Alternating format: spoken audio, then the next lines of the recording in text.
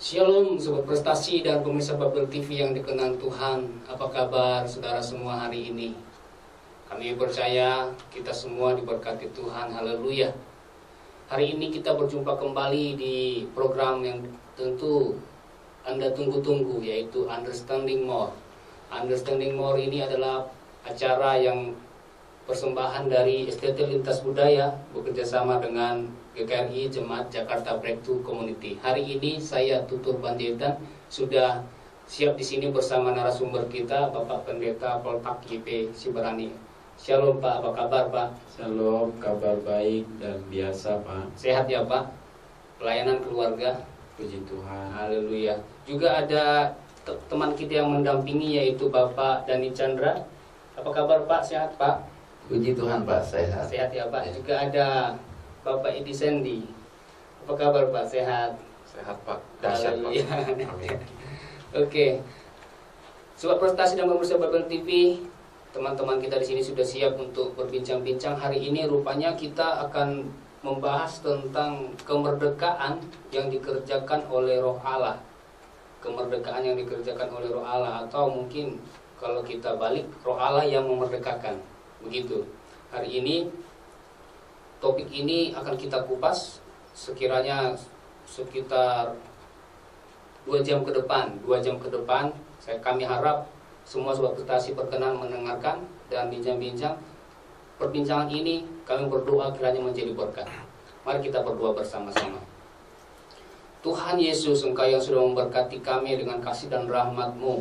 Hari ini pun ketika kami di sini bisa on air, kami bisa berkumpul. Juga ada di sini Bapak Pendeta Dr. Poltak YP Sibarani, Bapak Fanglis Dani Chandra, Bapak Edi Sandi, juga hamba sendiri. Kami mau membahas tentang topik kemerdekaan yang dikerjakan oleh Roh Allah. Biarlah Roh Allah sendiri yang menuntun kami. Juga semua rekan-rekan saudara-saudara kami sobat prestasi dan pemirsa Babel TV yang mendengarkan dimanapun mereka berada. Tuhan memberkati. Di dalam nama Yesus Kristus kami berdoa menyerahkan semua perbincangan ini untuk hormat kemuliaan nama Tuhan. Haleluya. Amin. Amin. Amin.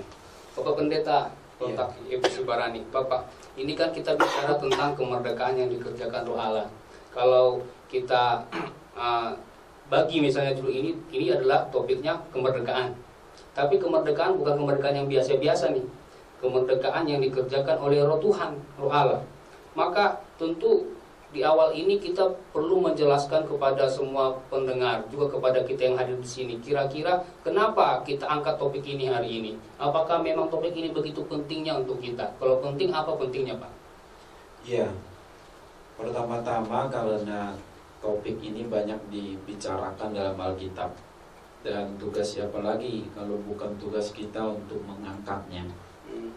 Selama itu ada dalam Alkitab, maka kita memang harus memperbincangkannya, merenungkannya, mengajarkannya, menyiarkannya. Berikutnya dalam faktanya, memang di dunia ini banyak orang yang merasa hidupnya sudah merdeka, padahal mereka masih terikat. Banyak persepsi yang keliru soal kemerdekaan ini. Merasa merdeka padahal terikat. Tentu juga boleh ada yang sebaliknya, merasa terikat padahal sebenarnya dia merdeka. Sehingga mereka masih membutuhkan kemerdekaan. Kemerdekaan yang sesungguhnya, kemerdekaan yang sejati. Dan kemerdekaan itu hanya dapat dikerjakan oleh Allah, oleh Roh-Nya yang kudus. Ciri-ciri dari orang yang terikat itu, salah satunya adalah kalau dia mau melepaskan diri, sulitnya bukan main. Semakin sulit dia melepaskan diri dari sesuatu, berarti dia sebenarnya terikat oleh sesuatu itu. Ini dapat terjadi dalam banyak bidang, bahkan dalam segala bidang. Kita tahu ya bahwa penjajahan itu kan ada yang sifatnya sosial, Ya. ada juga yang sifatnya spiritual. Dua-duanya perlu dimerdekakan, Sosial dan spiritual ya Pak. sosial dan spiritual. Tetapi buat kita, yang lebih pokok sekarang diperbincangkan itu adalah kemerdekaan spiritual. Karena kemerdekaan sosial itu kebanyakan sudah berlalu zamannya, meskipun sekarang dia dapat muncul dalam bentuk yang berbeda ya. Masih ada penjajahan sosial, itu masih ada. Hanya saja dia tidak lagi berupa perang memperbudak orang dengan model seperti abad pertengahan misalnya, atau pada masa bangsa kita dijajah oleh kolonialis. Masih ada kolonial itu, tetapi dia sudah berubah bentuk. Itu dapat kita perbincangkan juga.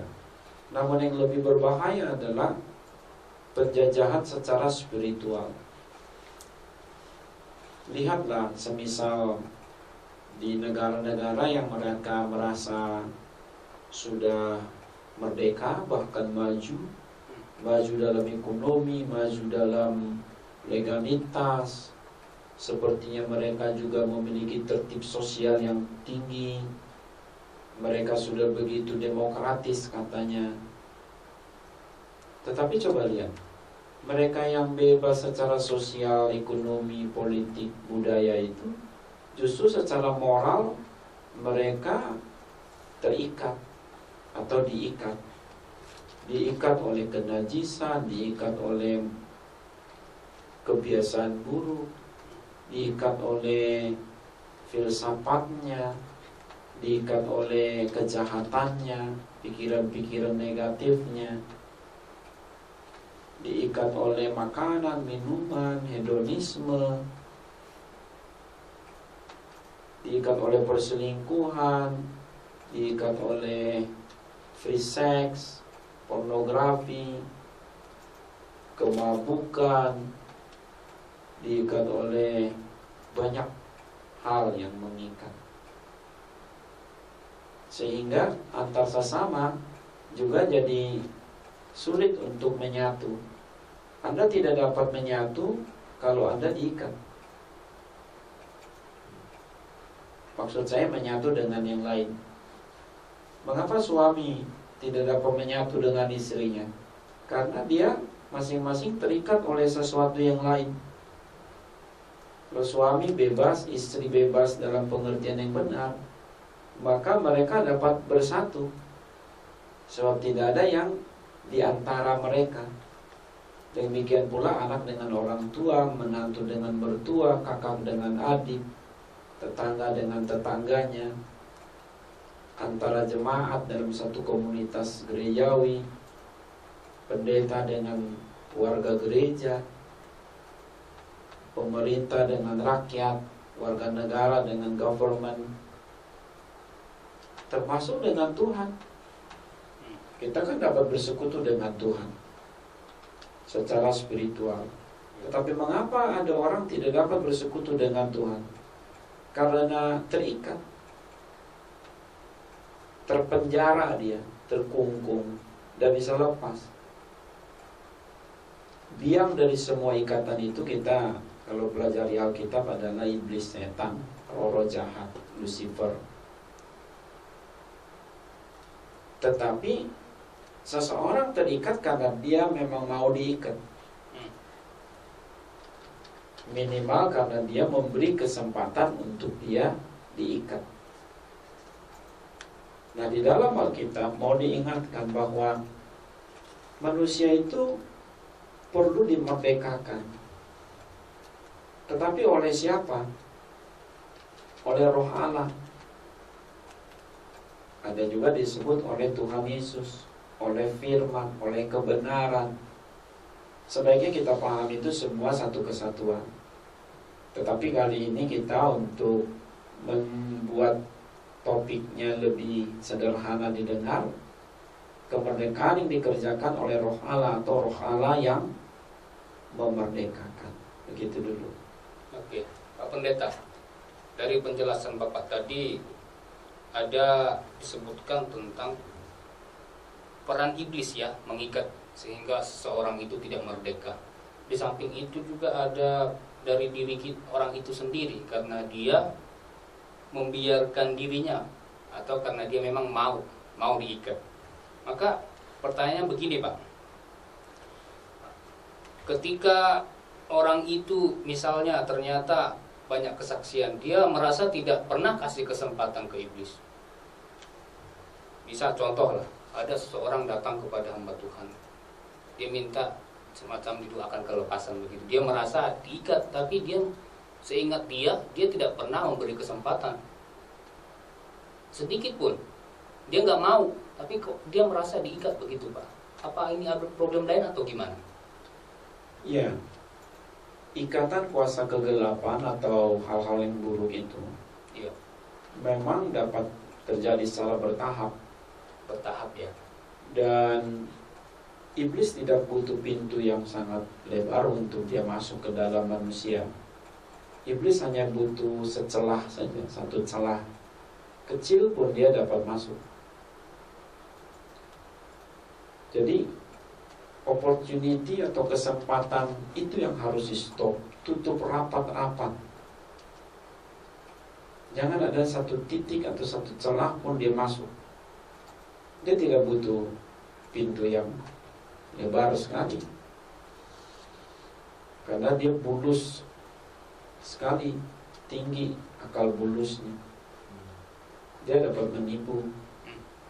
Lalu dapatkah begini Pak? Maka kita mesti mengenali dulu siapa diri dari orang itu, siapa iblis baginya, bagaimana ikatan-ikatan itu dapat mengikat seseorang. Ya.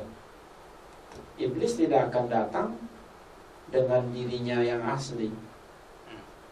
Di dalam Alkitab, iblis hanya datang ketika dia sudah mengikat dengan cara tertentu sebelumnya. Setelah benar-benar terikatlah, maka iblis akan mengklaim dirinya sebagai tuan dari yang terikat itu. Tetapi sebelumnya dia akan memakai sarana prasarana sebagai pintu masuk, bisa makanan, minuman, pakaian. Dan iblis tidak akan datang kepada seseorang itu dengan yang dia rasa tidak dibutuhkan. Iblis tidak datang dengan orang asing, makanan asing. Pasti masuk melalui apa-apa yang sudah digemari. Kalaupun belum digemari, akan dibuat dulu digemari. Makanya dia itu menjebak saja. Sebelum menjebak, diprovokasi dulu. Dia bisa datang lewat orang, dengan wanita, dengan pria. Bisa datang lewat pacar. Bisa datang lewat makanan minuman tadi, movie. So many. Pak, tadi saya tertarik dengan Bapak bilang ada celah gitu ya, celah yang sekecil pun iblis dapat masuk situ Pak ya. Lalu Bapak juga ada sebutkan celah itu berhubungan dengan apa yang kita gemari atau kita butuhkan.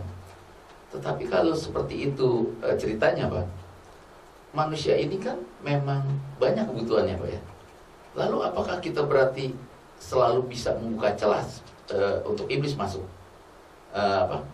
membelenggu kita gitu? Iya, betul. Iblis selalu ada kesempatan untuk kita kalau kita tidak hati-hati. Ciri-cirinya kan adalah manusia ini, kalau dia kekurangan, dia akan teriak kekurangan. Tetapi kalau dia kelebihan, dia akan terlena dalam kelebihannya. Nah, dua-dua ini adalah rawan. Hati-hati. Maka ketika seseorang kekurangan, dia mesti kendalikan diri. Sama juga kalau dia kelebihan, dia mesti kendalikan diri. Orang yang kekurangan, dia tidak dapat menerima kekurangannya, dia akan berontak, dia akan salahkan ini dan itu. atau dia akan tutupi dengan cara sendiri yang bisa salah, atau minta bantuan pada dukun lah, paranormal. Berarti dia tidak menerima situasi kurang itu dengan proporsional. Dia tidak mengakui, dia tidak memahami ada apa di balik itu. Tidak juga dia evaluasi diri yang benar, otokritik yang benar. Sebaliknya kalau seseorang itu berlebihan, sama bahayanya. Untuk beli anggur yang memabukkan kan mahal, Pak. Ya. Untuk narkoba apalagi mahal. Untuk Anda sewa seseorang bergaul secara nggak benar, free sex, ke tempat prostitusi, bayar mahal. Itu semua karena apa? Merasa tidak punya. Tetapi kepunyaannya itu dia salah gunakan. Maka Tuhan Yesus menawarkan dalam hal ini yang istilah saya teologi cukup. Enough teologi. Cukup. Kita harus selalu membawa diri kita ke lahan yang cukup. Kalau kurang, bagaimana kita merasa cukup? Kalau kita lebih, bagaimana kita menghindarkan diri dari hidup berfoya-foya? Itu dia. Ya kalau demikian halnya Pak, berarti ya jujur saja Pak ya, sangat rawan sekali kita Pak. Rawan. Makanya iblis itu banyak kerjaan ya. Dia tidak terlalu susah untuk menghajar kita. Ya. Coba Pak, kembali ke cerita klasik paling kuno, paling awal dalam Alkitab. Apa yang dilakukan oleh iblis untuk menggoda Hawa? Silakan Anda berkata, oh itu cerita yang dibuat-buat. Cerita di Taman Eden itu adalah dibuat-buat. Dibuat-buat bagaimana? Buat kita mungkin itu cerita terlalu simpel ya. Tapi ingat, kota metropolitan istilah kita sekarang, teknologi paling canggih, tempat paling hebat, ya di Taman Eden. Semua buah dalam taman mereka katakanlah sudah cobai, sudah cicipi. Yang satu ini belum nih. Dia ada rasa penasaran, mau memakan sesuatu yang lebih. Kan iblis masuk lewat situ. Karena dia rasa semua udah dicoba, yang ini nih perlu dicoba nih, padahal bukan bagiannya. Sadar gak kita bahwa kita ada batasnya? Sama juga orang berteknologi. Di dalam Kejadian pasal 11, dia dengan kesombongan mau membangun menara sampai ke langit. Ada batasnya teknologimu. Jangan kau lawan Tuhan dengan ilmumu. Dihancurkan. Ketika orang tidak menggunakan teknologinya dengan benar, jadi senjata makan Tuhan. Nuklir dibuat senjata makan Tuhan. Hati-hati kita. Nah, oleh sebab itu, benar kata Bapak, bahwa rawan situasinya. Disinilah kita butuh helper, bantuan. Tidak bisa sendirian. Iblis mah nggak takut sama kita, Pak. Nggak takut dia sama kita. Dia ikuti aja. Kamu mau bikin film model apa? Kamu mau search soal apa di internetmu? Kamu mau oplos apa di laboratoriummu? Diikuti. Kamu mau cara berbisnis bagaimana? Kamu mau tidur sama siapa di malam? Kamu mau coba untuk bersenggama dengan siapa? Cewek atau cowok? Bisa. Dengan orang atau binatang? Semua ditawarkan, Pak. Itu sebabnya we need the helper. He is the Holy Spirit Himself. No one else. Ya Pak Pendeta, tadi masih ada pertanyaan seputar bagaimana rupanya orang itu tidak kasih celah. Meskipun tadi Pak Poltak sudah menjelaskan bahwa rupa-rupanya celah sekecil aun bisa dipakai iblis. Iya.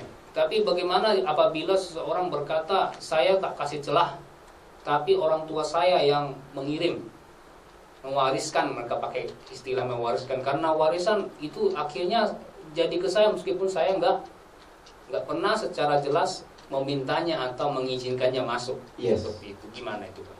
Itu paling banter hanya numpang lewat. Katakanlah kita sebagai anak, kita tidak setuju dengan perbuatan orang tua kita, tapi dipaksa. Cuma numpang lewat aja perbuatan jahat itu. Bisa kita lakukan. Sesaat setelah itu nggak lagi. Kenapa? Kita nggak mau kok. Kalau toh dipaksa, Anda bisa nggak mencuri karena dipaksa? Bisa. Kalau Anda mencuri karena dipaksa, Anda mencuri toh? Iya. Betul kan? Iya. Itu kesalahan Anda bukan? Iya. Tetap. Tapi kesalahan Anda karena dipaksa berbeda dengan kesalahan Anda karena Anda memang mau. Dan orang yang dipaksa, dia tidak suka. Dia tidak akan lakukan lagi. Ketika tidak ada yang memaksanya, dia tidak akan lakukan. Kecuali dia malah menyukai stimulus itu. It's depend on him. Kembali kepada dianya. Tapi kalau toh dipaksa, itulah yang istilah saya, kejahatan numpang lewat. Semua kita pernah melakukan kejahatan. Tapi kalau kita tidak mau mewarisi, meskipun diwariskan, no way, cukup sudah.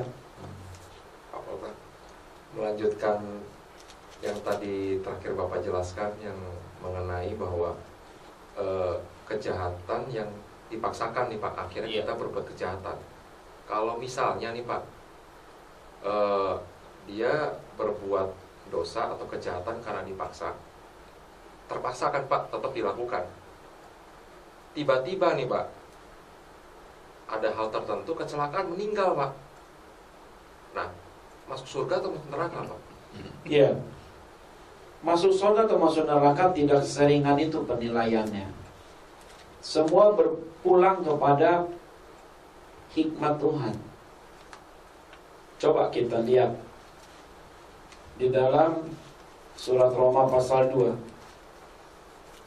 Surat Roma pasal 2 ayat 12 sampai 16 itu sebagai contoh ya. Tentu ada ayat-ayat lain dalam Alkitab yang perlu kita baca yang lebih tepat untuk dihubungkan dengan apa yang dikatakan Pak Sandy. Tetapi saya teringat yang ini dulu. Sebab semua orang yang berdosa tanpa hukum Taurat akan binasa tanpa hukum Taurat, dan semua orang yang berdosa di bawah hukum Taurat akan dihakimi oleh hukum Taurat. Karena bukanlah orang yang mendengar hukum Taurat yang benar di hadapan Allah, tetapi orang yang melakukan hukum Taurat yang akan dibenarkan. Apabila bangsa-bangsa lain yang tidak memiliki hukum Taurat tertulis oleh dorongan diri sendiri melakukan apa yang dituntut hukum Taurat itu, maka walaupun mereka tidak memiliki hukum Taurat tertulis, mereka sebenarnya menjadi hukum Taurat bagi diri mereka sendiri. Sebab dengan itu mereka menunjukkan bahwa isi hukum Taurat ada tertulis dalam hati mereka, dan suara hati mereka turut bersaksi, dan pikiran mereka saling menuduh atau saling membela. Hal itu akan nampak pada hari bila mana Allah sesuai dengan Injil yang kuberitakan akan menghakimi segala sesuatu yang tersembunyi dalam hati manusia oleh Kristus Yesus. Jadi hikmat Tuhan, hikmat Allah yang menilai. Jangan kita hanya melihat perjalanan awal seseorang, tetapi memang yang akhir juga menentukan, bahkan sangat menentukan. Sebaliknya, jangan kita hanya melihat last minute seseorang hidup, tapi kita lupa mempertimbangkan apa yang dilakukannya selama ini. Disitulah keadilan Allah berlaku. Dan karena hanya Allah adalah hakim, kita tidak berhak menghakimi. Tetapi saya hanya membicarakan prinsip-prinsip penilaian, bukan prinsip-prinsip penghakiman. Kita dapat menilai, tetapi kita tidak dapat menghakimi. Bukannya itu Pak, Rasul Paulus, kalau saya tidak salah Pak, mengatakan bahwa finishnya yang harus bagus nih Pak, walaupun startnya misalnya kurang bagus Pak. Kalau startnya bagus, finishnya tidak bagus, otomatis tidak bagus Pak. Iya, tidak begitu ya. Saya melihat itu satu kesatuan. adalah penting finishing well, sama pentingnya starting well, tapi juga sama pentingnya doing well. Jadi semua harus menjadi satu akumulasi, dinilai secara kumulatif. Tetapi semua itu yang membuat kita selamat, kalau dihubungkan dengan keselamatan itu, adalah pengakuan iman, bukan semata-mata perbuatan. Jadi hati-hati kita untuk menilai. Kita dapat menilai, tapi tidak dapat menghakimi. Dan kalaupun kita dapat menilai, mesti berhati-hati memberikan penilaian. Apakah Tuhan marah dengan orang seperti itu? Marah. Tetapi Anda kembali tidak tahu ada apa di balik perbuatan seseorang itu. Saya tidak tahu apakah seseorang itu mencuri karena menolong temannya yang nggak bisa ngapa-ngapa, tapi dia perlu ditolong. Sebab memang manusia ini kan dapat berbuat jahat kepada yang lain demi berbuat baik kepada yang lain. Seorang ayah dapat berbuat jahat kepada tetangganya demi menolong anaknya yang sengsara. Itu tidak baik, tetapi motifnya berbeda. Nah, ini hanya akan berpulang kepada sang hakim. Anda boleh sebagai jaksa penuntut, Anda juga boleh sebagai advokat pembela, tetapi keputusan ada di tangan hakim. Dan hakimnya tunggal loh. Paling tinggi, tidak ada bandingnya. Nggak bisa naik banding. Tapi ini Pak, kalau sepanjang atau seumur hidupnya orang tersebut Pak, dari awal sampai menjelang dia dipanggil Pak, dia hidupnya berkenan Pak di hadapan Tuhan Pak. Tapi karena last minute tadi Pak, tiba-tiba dia jatuh Pak ke dalam dosa. Dan pada waktu dia jatuh dalam dosa Pak, misalnya nih Pak, ini contoh yang baru-baru terjadi, ini kan pesawat Hercules nih Pak, jatuh di pemukiman dan ada tempat panti pijat nih Pak yang kena, dan ada korban ya, kalau saya tidak salah nih Pak. Nah, amit-amit Pak, sepanjang umur hidup dia berkenan, tapi hanya gara-gara itu Pak, dia berbuat tadi itu, ketimpa Pak, ini Pak, meninggal Pak. Iya. Itu bagaimana Pak dengan hikmat Tuhan Pak? Dia masuknya gimana tuh? Kembali, saya melihat itu adalah hal yang sangat mengecewakan. Nilai saya buat dia adalah sangat kecil ya, di bawah 5 lah. Kamu kok udah baik-baik selama ini, kok kamu akhir hidupnya begitu. Tetapi itulah manusia. Kalau Tuhan, biarlah Tuhan yang punya kuasa. Saya hanya mau mengingatkan bahwa kita harus menjaga diri sampai akhir. Jaga diri sampai akhir. Paulus berkata, kerjakan keselamatanmu dengan penuh rasa gentar dan takut. Kamu dibaptis misalnya, itu adalah awal dari hidupmu yang baru, bukan akhir dari hidupmu seluruhnya. Jadi don't take it for granted. Baptisan bukan segala-galanya. Sulit orang diselamatkan tanpa dibaptis, tetapi tidak pasti orang diselamatkan hanya karena dibaptis. Motivasinya dibaptis apa? Setelah dia dibaptis, apa yang dia kerjakan? Kembali berpulang kepada totalitas penilaian Allah secara kumulatif. Tetapi ingat, keselamatan manusia adalah sola fide, hanya karena iman. Sola gratia, by grace alone. Kalau sola fide, by faith alone. Dan semua itu harus berdasar pada kitab suci Alkitab. Sola scriptura, by scripture alone. Jadi, apakah ada kemungkinan orang yang akhir hidupnya berbuat dosa masuk surga? Ada. Apakah ada kemungkinan orang yang akhir hidupnya kelihatannya baik akan masuk neraka? Ada. Kalau memang dia akhir hidupnya itu hanya begitu-begitu saja, kembali itu kita dapat menilai-nilai, tetapi Tuhan yang menghakimi. Ya. Nah, semua penilaian kita itu adalah untuk membuat kita berhati-hati. Kan firman ini ditulis bukan untuk menilaikan orang, tetapi menilai diri sendiri. Iya. Kalaupun menilaikan orang sebagai refleksi bagi diri Iya. sendiri. Iya. Gitu loh Pak. Pak, saya mau kembali ke Ini belakang. kemerdekaan. Iya, saya mau kembali ke belakang sebetul, Pak. Iya. Bapak tadi saya juga mau meluruskan pengertian saya sendiri nih, Pak. Memang teologi itu luas, nggak Iya. apa-apa juga. Kalau lari ke sana kemari, cincai lah. Iya. Nggak apa-apa. Tadi Nggak Bapak dosa. menyebut kisah dan kejadian ya, Pak ya, mengenai Hawa ya.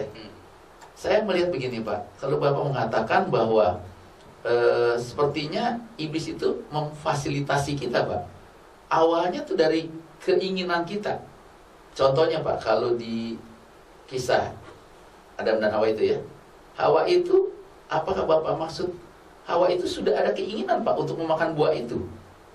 Toh dia kan semacam di apa ya, digoda gitu kan.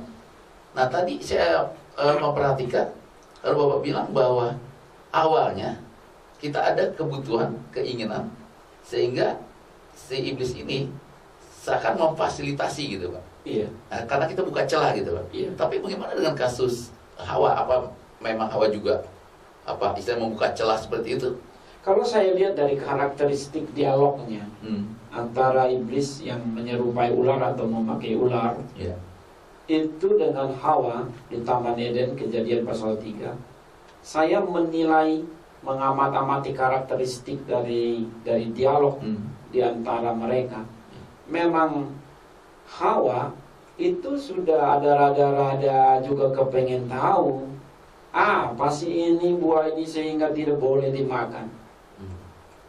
Kalau toh tidak, mudah-mudahan saya salah dengan demikian. Ya. Kalau toh tidak, iblis mampu menawarkan keinginan yang baru.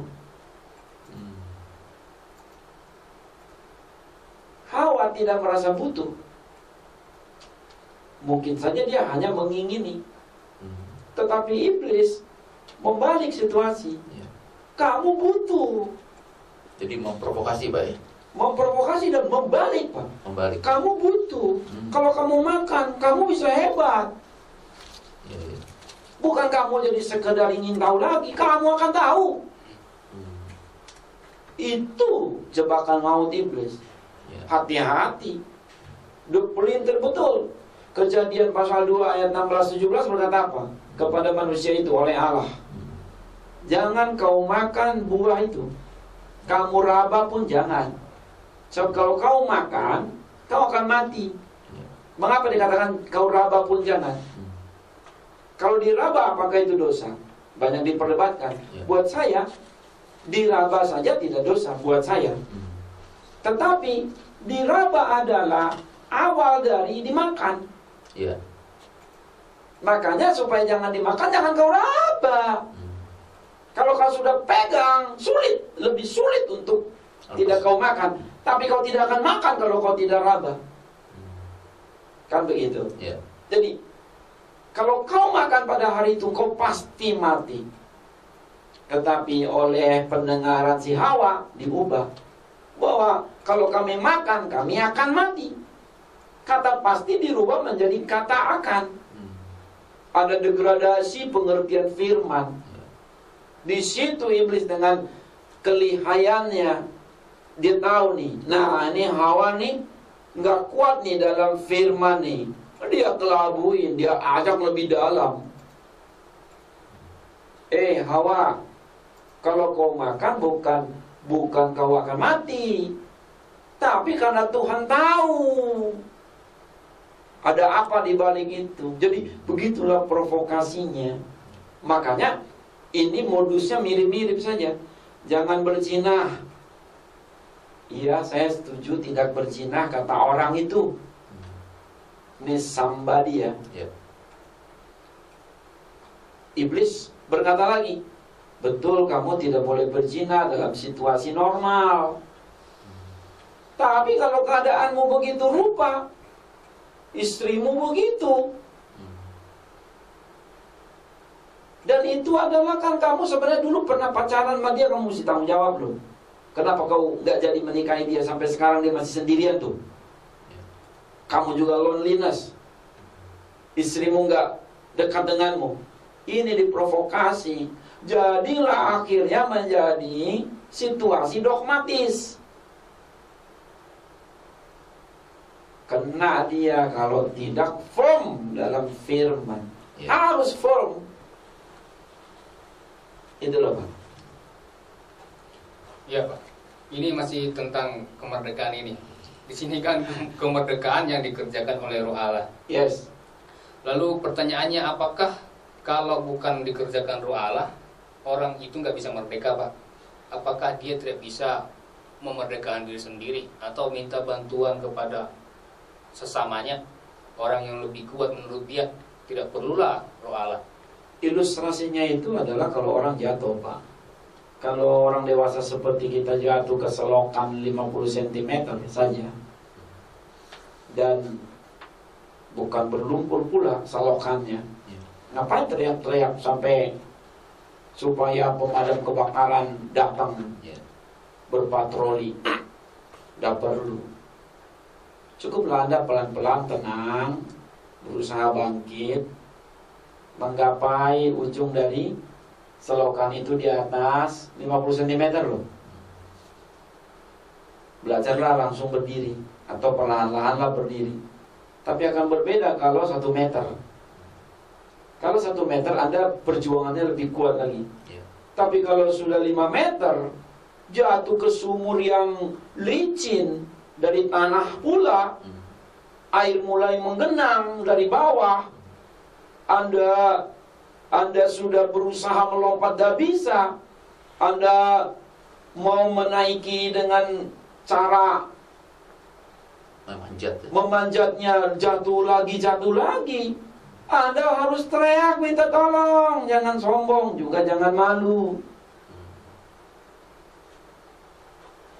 Disitulah kita butuh pertolongan. Kalau situasinya sudah parah, sudah suka sakau, sudah suka ketagihan, kecanduan, candu narkotika, candu miras, candu judi, candu seks, free sex, candu pornografi, candu, you need a helper. Tidak ada yang lain. Anda harus tolong. Kalau tidak, mati. Ilustrasinya seperti itu tadi. Umumnya sih kalau sudah sedemikian ya memang relakanlah diri kita untuk menerima Tuhan.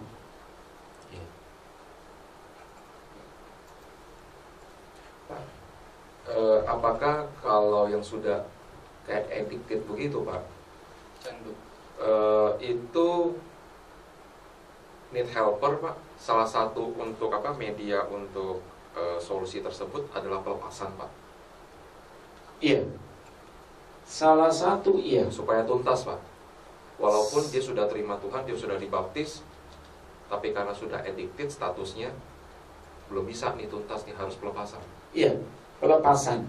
Kita coba perbincangkan pelepasan setelah pengumumannya.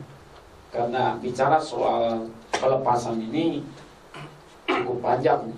Ya. Ya. Baik. Ya, masih bersama kami di Understanding More, persembahan dari Setelitas Budaya dan GKRI Jemaat Jakarta Breakthrough Community. Sebuah prestasi dan pemirsa Bible TV yang dikenal Tuhan. Hari ini perbincangan kita adalah mengenai kemerdekaan yang dikerjakan oleh Roh Allah, bersama narasumber kita Bapak Pendeta Dr. Poltap Y.P. Sibarani. Bapak Pendeta, tadi pertanyaan terakhir sebelum break dari Pak Edi Sendi adalah berkaitan dengan pelepasan Pak. Bagaimana itu dari kacamata Alkitab Pak? Iya, pelepasan itu adalah suatu keniscayaan di mana seseorang itu memang membutuhkan pelepasan, tetapi melakukannya satu mesti dengan investigasi yang benar. Semacam penyakit itu mesti didiagnosa dululah. Untuk mendiagnosa perlu perbincangan.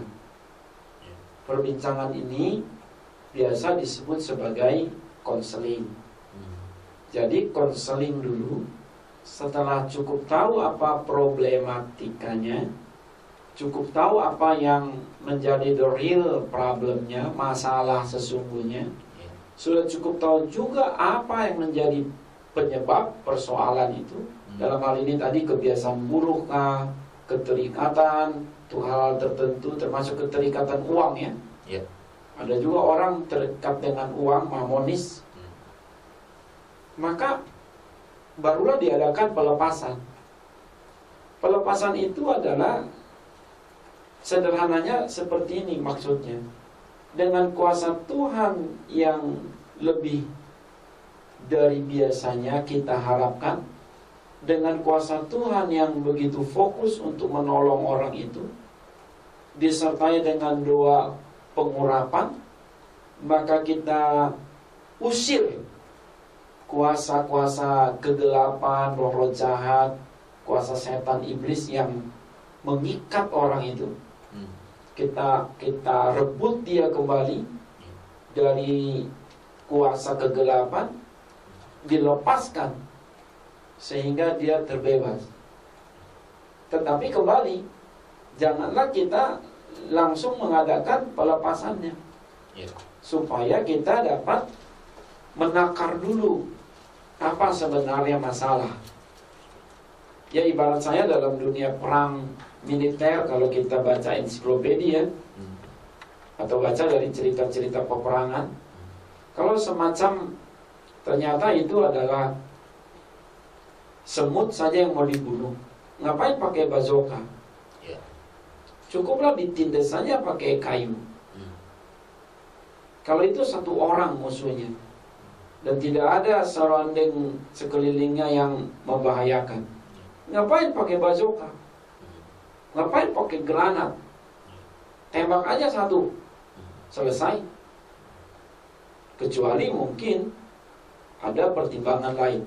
Jadi itu adalah satu ilustrasi atau pendekatan umum. Jangan kita berlebih-lebihan menggunakan istilah pelepasan. Jangan. Karena kalau sesuatu yang serius terlalu disederhanakan, itu nanti makna kadarnya itu menjadi berkurang. Pemahaman kita jadi terlalu biasa sehingga kita melakukannya juga tidak tepat sasaran. Dalam persoalan-persoalan umat manusia, termasuk warga gereja, ada banyak faktor mengapa terjadi persoalan itu. Semisal kalau dia itu suka bermanifestasi terikat oleh kuasa kegelapan, dia suka marah sendirian, dia suka sepertinya itu ada sesuatu yang membisikkan ngomong sama dia saat dia tidur. Dia bisa ngomong sendirian, mandi ngomong sendirian, seakan-akan dia ngobrol dengan seseorang yang tidak dilihat. Nah ini kan ada gangguan. Apakah ini halusinasi? Apakah ini persoalan psikologis atau persoalan spiritualis?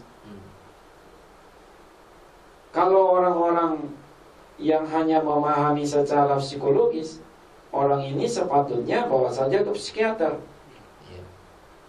Nanti diteropong dengan psikometrik, ukuran-ukuran untuk menilai orang ini sudah gangguan sarafnya. Kalau kita tuduh dia gangguan saraf, sudah sebesar apa kualitasnya. Tetapi kalau kita memahami firman Tuhan, persoalan-persoalan semacam tadi itu, gejala-gejala itu, tidak hanya itu persoalan psikologi semata. Malahan ujung-ujungnya itu kalau sudah parah, pastilah setan terlibat. Jadi harus ngobrol-ngobrol dulu lah, bincang-bincang. Apa yang membuat dia terikat? Apakah terikat atau tidak terikat pun mesti diklasifikasikan lagi. Ada seorang istri berkata, "Duh suamiku pendeta terikat dengan uang. Apa-apa kerja. Dia nggak mikirin keluarga. Kayaknya suamiku ini terikat dengan mamon nih. Lepasin pendeta, lepasin, 2 pelepasan." Nah, aduan seperti itu mesti kita beri perhatian, supaya clear, kalau dia ada cukup waktu, memang harus dibicarakan. Pertama adalah buktikan dulu atau dicari tahu dulu, benarkah orang ini terikat mamon atau uang. Tidak semua karena rajin lalu langsung kita katakan kena mamon. Mesti kita survei dulu, ngomong-ngomong, kenapa Anda begitu rupa gencar bekerja sampai lupa makan. Kita dengar dulu. Jangan-jangan ada alasan-alasan dia yang lebih masuk akal, yang sebenarnya jauh dari namanya terikat oleh mamon. Atau memang bisa juga memang dia terikat oleh mamon. Nah, serahkanlah kepada ahlinya masing-masing. Jangan kita sembarangan. Kita boleh menilai, tapi kita bukan hakim. Dan penilaian kita pun mesti berhati-hati. Itu loh. Jadi pelepasan itu satu keniscayaan, bahkan kebutuhan bagi orang-orang tertentu.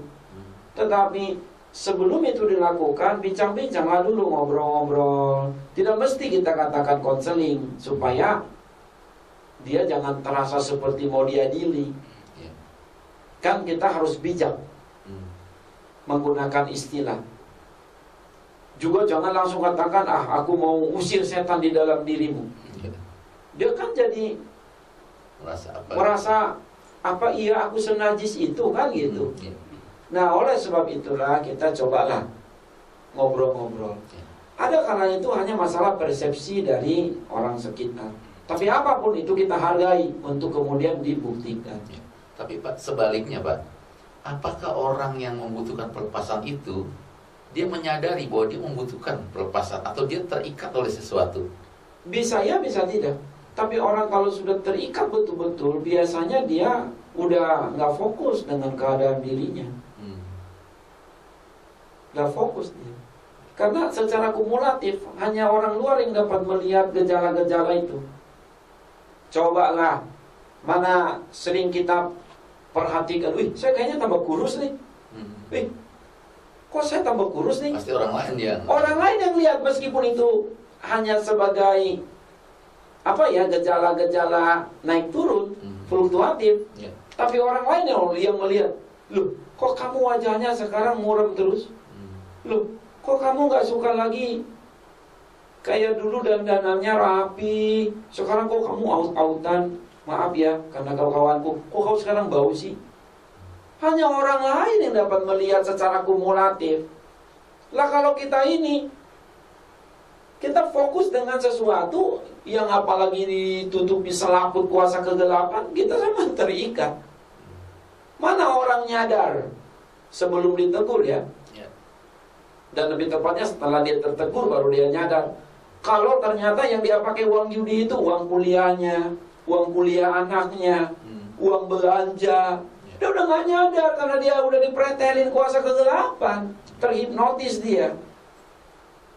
Bahkan gak nyadar juga kalau yang dibawa di meja judi adalah apa? Surat toko, surat rumah. Bahaya sekali loh Pak. Bahkan gambar istrinya dipajang. Nih siapa yang mau nih? Wih. Dan it's real untuk orang-orang atau peristiwa tertentu. Ya, Pak, saya ada satu contoh kasus nih Pak ya. Saya alami sendiri nih Pak. Maksudnya begini. Tadi kalau Bapak bilang seperti itu, orang yang betul-betul sudah terikat, dia mungkin sudah tidak menyadari bahwa memang ada keterikatan seperti itu Pak. Nah, sekarang kalau ada orang nih Pak yang sebenarnya interrupt. Ya. Yang saya maksud tidak berarti dia sama sekali tidak menyadari. Ya. Tidak. Dari sisi lain atau dari satu sisi, sesungguhnya yang paling menderita juga adalah orang itu. Ya.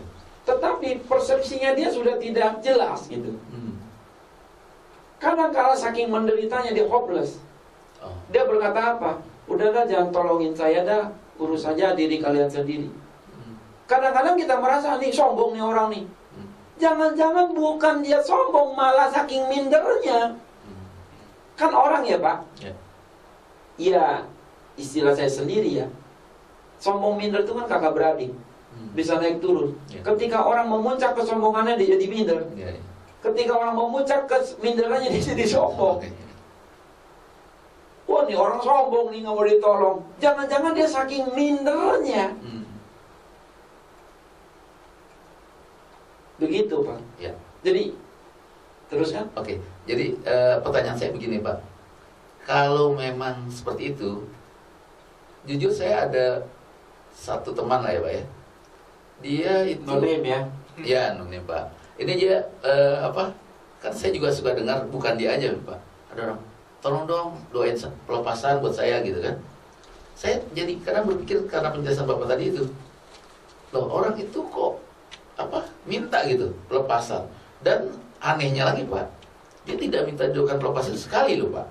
Nanti berapa lama ketemu lagi minta doa pelepasan lagi. Oke. Seperti itu, Pak. Lalu ada satu teman saya, contoh kasus ini, dia itu berceritalah latar belakang dia pernah seperti apa ya, apa orang bilang kalau mau minta kekayaan itu loh, Pak ya. Sampai dia sekarang ini merasa malah menderita gitu, Pak. Seperti diganggu kata dia. Nah itu dia juga minta doa pelepasan seperti itu, Pak. Nah maksud saya kasus-kasus seperti ini, Pak, bagaimana ya kita menyikapinya, Pak ya? Oke. Memang rada ribet ya, rumit gitu. Ya. Yang pertama itu dulu. Ya. Mengapa dia meminta sendiri pelepasan? Ya. Itu bagus dari banyak sisi. Ya. Berarti dia sudah ada satu refleksi pribadi nih. Ya. Oh, saya nih nggak bisa begini nih. Saya butuh bantuan nih. Ya. Mudah-mudahan ya. Tetapi kalau kemudian dia berulang-ulang kali mengatakannya, ini question mark, Ya. tanda tanya kita. Misalnya jangan-jangan memang dia terdoktrin seperti itu oleh satu komunitas atau satu ajaran tertentu. Apa-apa pelepasan. Ya. Suka minum teh aja, pelepasan loh. Lepas beneran. Lepas bener loh. Minum kopi, pelepasan. Apa? Iya begitu. Makanya saya katakan jangan mendegradasikan, mengurangi pemaknaan dari sesuatu itu terlalu rendah. Dibawa kemana-mana. Hati-hati loh, Pak. Termasuk misal sakramen. Sakramen itu kan sangat sakral, apakah baptisan maupun perjamuan suci.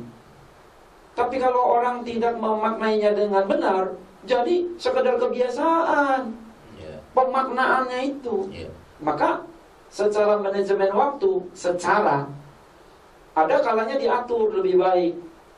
Misal jangan tiap kebaktian, jangan tiap hari, supaya ada semacam kerinduan untuk melakukannya dengan benar gitu. Sama aja kayak orang pacaran kalau tiap hari ketemu, ngapain nggak tahu deh tuh. Bukan saja kasihnya itu berkurang menjadi hanya sebagai cinta eros, tetapi juga akhirnya jadi ada ekses dari pertemuan tiap hari pacaran itu. Tapi kalau katakan pacaran tuh zaman kita dulu malam minggu gitu kan, ya enggak? Malam minggu kutunggu gitu kan. Wah kuncar, pun seru loh, Bang. Atau hari Minggu gitu. Lebih bermakna gitu. Buat saya. Ya kan? Sehingga hari Senin sampai hari Jumat itu kangen gitu. Kayaknya, waduh I miss you gitu. Dan waktu itu kan kita nggak ada alat telekomunikasi yang setiap saat bisa posting ini, posting itu. Bahkan bisa ngobrol face to face lewat kamera, segala kan. Chatting lah atau apa begitu ya. Kalau dulu kan Pak, ya oh burung, sampaikanlah rinduku padanya. Itu kalau pakai burung merpati, kalau pakai Tuhan Yesus, Tuhan sampaikanlah rinduku padanya Tuhan, biar aku malam ini bermimpi soal dia. 5 menit aja gitu, sampai ke debu jatuh ke bawah lantai. Jadi janganlah didegradasikan pemaknaan itu supaya tetap dia pada jati dirinya. Usul saya, kalau toh harus dilepaskan, janganlah terus-menerus. Tetapi ada juga kadang beberapa kali dilepaskan, saking sudah beratnya gitu loh Pak. Katakanlah kalau Tuhan Yesus kan memang jagonya ya. Tidak ada lagi yang di atas Tuhan Yesus kan. Ketika dia datang dalam dunia ini, 1000 atau 2000 roh jahat di Gerasa, dia usir hanya sekali loh Pak. Pergi kau. Betul dah?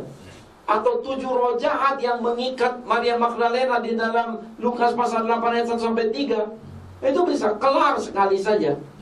Tapi mungkin karena kita ini adalah kurang iman atau terbatas kemampuan. Tuhan sih tidak terbatas kemampuannya, tapi kita kesiapannya secara ministry pelayanan, kita tidak sesiap Kristus mengusir roh jahat itu, maka kadang-kala butuh beberapa kali. Tapi Pak, butuh beberapa kali dalam pengertian, bukan jadi berulang-ulang dia yang minta terus. Jadi ini ada harus dipetakan dengan benar ya. Nah, lalu saya mau ingatkan juga bahwa itu kan seperti layaknya penyakit Pak. Penyakit. Ada kalanya penyakit itu tidak usah disuntik lah. Ada kalanya dia itu akan sembuh dengan sendirinya. Tinggal gaya hidupnya bagaimana. Saya dulu ya sering sakit Pak, masa kecil saya. Sampai saya remaja, saya sering sakit Pak. Itu salah satu salib saya adalah saya sering sakit. Jadi kalau sudah sakit, kan ada orang tuh, ya udah disuntik, sepertinya cepat sembuh. Tapi pertanyaan, suntik ini yang begitu cepat memasukkan obat sehingga reaktif sekali tubuhnya. Ini pertanyaannya, saya bukan dokter. Apakah tidak membawa dampak ekses negatif? Ekses atau dampak negatif bagi tubuhnya. Misalnya, jadilah dia kebiasaan, jadi nggak mempan lagi tuh suntik. Kan begitu kan, dosis itu kan kalau sudah begitu kuat dosisnya, nggak ada lagi ya, akhirnya nggak mempan. Nah, jangan-jangan ada penyakit tertentu yang memang butuh waktu saja. Yaitu apa? Makan makanan yang alamiah. Nggak usah lah ditengking-tengking setannya, tapi makan firman yang teratur tiap hari. Ada bimbingan rohani. Lu jangan bolos lo ke gereja, ya kan? Terus kalau di gereja lu ngobrol dah sama teman-teman yang bener, kongko-kongko. Jangan ngomongin yang enggak, ngomongin aja poltak gitu kan. Ngomongin yang benar-benar lah gitu, maksudnya isu-isunya, jangan yang nyerempet-nyerempet bahaya kan gitu. Ngomongin firman, diskusikan firman, itu membuat kita bertumbuh. Sehingga pada satu masa akhirnya virus-virusnya itu tidak ada kesempatan berkembang dia di dalam tubuh manusianya, secara spiritual juga ya. Sehingga dia kepepet, akhirnya apa? Ini orang mah kagak mau digoda nih. Itulah yang dilakukan oleh setan terhadap Kristus menurut Injil Lukas pasal 4 ayat 1 sampai 13. Iblis meninggalkan Yesus. Iblis meninggalkan Yesus. Tentu konteksnya bukan Yesus dirasuki roh jahat tadinya, bukan. Tapi ini satu contoh lain yang bicara hal yang mirip. Jadi iblis meninggalkan Yesus karena tidak ada kesempatan. Jadi jangan salah pahami saya. Pelepasan ada satu pelayanan yang indah, tetapi harus dilakukan dengan penuh penghayatan. Jangan itu hanya sekedar jadi kebiasaan. Dan sebelum pelepasan ngobrol-ngobrol dulu lah, apa sih yang mau dilepaskan. Kan ibaratnya kan sang dokter tuh dia mesti kasih obat yang benar resepnya. Waduh, saya kemarin tuh ada gangguan kulit saya ini, ada gangguan. Jujur aja, saya bukan ngomongin dokter, saya juga nggak sebut ya. Ternyata dokter pertama salah kasih resep. Yang lebih ahli berkata apa? Mengapa dia lebih ahli? Lebih senior, lebih pengalaman, usianya juga. Dia bilang, ini salah nih, ini bukan ini, cocoknya ini, benar. Jadi apa? Maka kita ya, kalau kita ini baru-baru melayani, jangan terlalu beranilah. Berani aja, apalagi si Barani. Cuma jangan terlalu berani gitu, jangan melebihi. Seakan-akan dia udah paling jago gitu, hati-hati. Bahkan yang senior pun gak boleh hanya mengandalkan feeling. Bahaya loh. Sama seperti ada seorang dokter, ini ilustrasi ya. Dia senior nih, udah kawakan gitu, pengalaman puluhan tahun jadi dokter. Ya masuk katanya, ini dia lagi praktek nih, masuk. Ya next. Dan dipegang loh. Dia hanya lihat dari jauh, Ya. 3 meter. Oh ya, coba angkat tangan kanan, 3 meter tapi ya. Ya. Angkat kaki, buka mulut, aku tahu. Langsung diagnosa gitu. Dikasih resep, udah kamu pulang. Apa-apaan nih dokter begini? Protes kan si pasiennya, dok kenapa begini dok? Kamu nggak tahu aku siapa? Aku ini dokter pengalaman. Udah, kamu pergi. Pengalaman sih pengalaman dok, nggak gitu-gitulah, nggak gitu-gitu amat lah, masa gara-gara katanya pengalaman begitu. Hati-hati kita. Makanya coba lihat Imam Eli di dalam kitab 1 Samuel pasal 1. Dia tidak tahu tuh persoalan Ibu Hana. Kenapa belum ngomong langsung nuduh? Ya. Perempuan, kau nggak mabok di sini, ngapain kau mabok di sini? Tapi Ibu Hana bilang apa? Tuhan, aku udah pernah mabok. Minuman yang memabukkan pun nggak pernah aku minum. Aku ini saking sakit hatiku, maka aku ngomong begini nih, nggak keruan nih. Sehingga seperti orang mabok. Nah, jadi apa ya? Perlu pengenalan situasi lah, gitu. Nah, orang ini terikat atau tidak?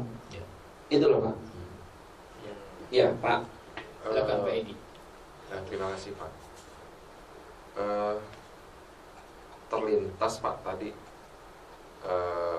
di pikiran saya, tapi saya nggak tahu nih Pak. Mungkin pertanyaan ini mungkin nggak pantas untuk ditanyakan atau mungkin lucu gitu. Ini kan kemerdekaan yang dikerjakan oleh Roh Allah, ini objeknya manusia Pak. Apakah mungkin Pak terjadi pertobatan pada iblis Pak? Apakah mungkin pertobatan terjadi pada iblis? Di dalam Alkitab tidak ada celah untuk memperbincangkan itu, kecuali kita sudah extra scripture ya. Kita sudah extra scripture, maksudnya sudah di luar Alkitab. Berarti itu adalah imajinasi kita sendiri. Sah-sah saja sih kita kalau memperbincangkan itu, tetapi Alkitab tidak memberi celah. Tidak ada teks maupun cerita ataupun apakah secara eksplisit maupun implisit ada ide tersendiri mengenai bahwa iblis itu dapat dilepaskan oleh Roh Kudus atau Roh Allah sehingga merdeka gitu. Tidak ada. Berarti makanya saya katakan apa? Harus kita extra scripture. Kita harus berbicara soal itu di luar Alkitab. Karena pakai Alkitab saya bertahun-tahun bertanya seperti itu, saya tidak ketemu ada celah membicarakan itu dalam Alkitab. Karena memang fokus dari Alkitab ini adalah bagaimana manusia lepas dari jerat iblis, bukan bagaimana iblis lepas dari jeratannya sendiri. Tidak begitu. Jadi harus apa ya? Harus di luar teks Alkitab. Karena Alkitab berkata bahwa memang iblis ini sudah divonis, dia masuk ke neraka kekal setelah akhir zaman. Tapi prosesnya itu tidak dibicarakan dalam Alkitab. Kejatuhan iblis ke dalam dosa pun hanya secara tafsiran buat kita di dalam Yesaya 14 dan Yesaya 28. Tetapi yang aslinya seperti apa kita tidak tahu, karena tiba-tiba saja, istilah saya tiba-tiba saja. Di dalam kitab Kejadian pasal 3 iblis sudah ada. Kan dalam Kejadian pasal 1 dan pasal 2 manusia diciptakan dengan alam yang lain, ditatalah bumi, ditempatkanlah manusia itu di Taman Eden mulai Kejadian pasal 2 ayat 8. Terus mereka itu lalu menikahlah manusia pertama Adam dan Hawa. Lalu Kejadian pasal 3 tiba-tiba di situ iblis sudah masuk. Nah, datang dari mana dia? Bagaimana dia datang? Tidak diceritakan dalam Alkitab. Nah, itu makanya saya katakan kalau sudah begitu mesti extra scripture. Gitu. Mungkinkah iblis bertobat? Ya kalau pakai teori-teori fisika, apa yang tidak mungkin? Ya toh? Tapi harus pakai teori fisika. Kalau pakai teori Alkitab, tidak ada celah untuk membicarakan itu. Kalau saja ada, saya sih senang membicarakannya. Begitu Pak. nanti sambil berjalan kita pikirin lagi, ya. Tapi tidak dosa memperbincangkan itu, tidak dosa. Hanya dukungan Alkitabnya nanti sampai sekarang sih saya belum lihat gitu. Pak, ini sesuai dengan apa tema kita nih Pak ya, Roh Allah yang memerdekakan gitu Pak ya. Nah, apakah maksud saya, pertanyaan saya, orang yang merasa butuh pelepasan itu kan, pelepasan itu tentu datangnya dari kuasa Roh Allah ya Pak ya, bukan orang yang mendoakan tentu Pak, karena kuasa Roh Allah yang membedakan. Pertanyaan saya adalah, apakah bisa orang itu istilahnya berdoa sendiri, minta Roh Allah untuk memerdekakan dia Pak, artinya untuk melepaskan dia dari keterikatan? Karena kan kebanyakan saya lihat sekarang kan orang minta didoakan oleh orang lain gitu Pak. Bagaimana Pak? Ya, pada akhirnya sebenarnya itulah tujuan dari pelepasan. Pelepasan itu juga adalah pelayanan stimulus, menstimulir dia supaya dia berdaya sendiri. Sama seperti tadi yang saya katakan, ketika orang terjerumus dia ke sebuah sumur yang licin, dindingnya dari tanah pula berlumpur 5 meter. Apa yang harus dilakukan? Kita harus menolong dia, tapi usahakanlah dia pakai tangga. Ini konteks pelayanannya. Pakai tangga, jangan hanya ditarik dengan tali. Pakai tangga itu ilustratifnya, supaya dia menapaki sendiri, dan dia punya pengalaman tersendiri di dalam perubahan itu. Tetapi perlu ada stimulusnya. Bagaimana dia naik? Anda kasih tangga, jangan gitu dong. Serius nggak nolong? Jadi pakai tangga, tetapi jangan kita yang sama sekali mengangkat dia. Kalau toh kita angkat dia, jangan lupa orang itu sendiri pun harus mau diangkat. Jadi pastikan dulu memang dia mau nggak. Kalau dia tidak mau, nah ini persoalan. Jangan sampai nanti dia ditolong bilangnya apa? Ya aku kan nggak minta aku ditolong. Nah ini kan ngekiin banget nih. Tapi ya namanya pelayanan jangan protes. Biarpun orang berkata aku nggak minta dilayani, nggak minta didoakan, ya jangan ngomel. Melayani lebih sungguh aja terus, betul tidak? Ya, upahmu besar di sorga. Nah, tetapi pertanyaan daripada itu sangat baik. Karena pada akhirnya memang orang itu harus kita berdayakan supaya dia jadi self-aware. Jadi dia bisa menjaga sendiri dirinya. Itulah namanya sudah semakin dewasa. Kalau kita harus jagain terus, ya udah dewasa. Sayang anak, tapi jangan keliru, anak bukan berarti diikat. Sayang anak itu adalah diawasi, dimonitor. Pendidikan pun begitu. Kalau dalam teori pendidikan kan, ini istilah-istilah saja ya. Teacher mula-mula menolong student. Student melihat teachernya. Kan begitu. Jadi nanti dibalik. Lalu teacher yang jadi menolong si student, bahkan menonton dia melakukan sesuatu, karena sudah ada satu perubahan ke arah yang lebih baik, bahkan yang terbaik. Jadi berdayakanlah orang sekitar kita, jangan meninabobokan. Jangan pula kita malah senang kalau dia terus mengadu. Hati-hati. Kalau setiap saat jemaat atau warga gereja mengadu terus kepada pembina rohaninya, kita mesti pertanyaan, kok setiap saat mengadu?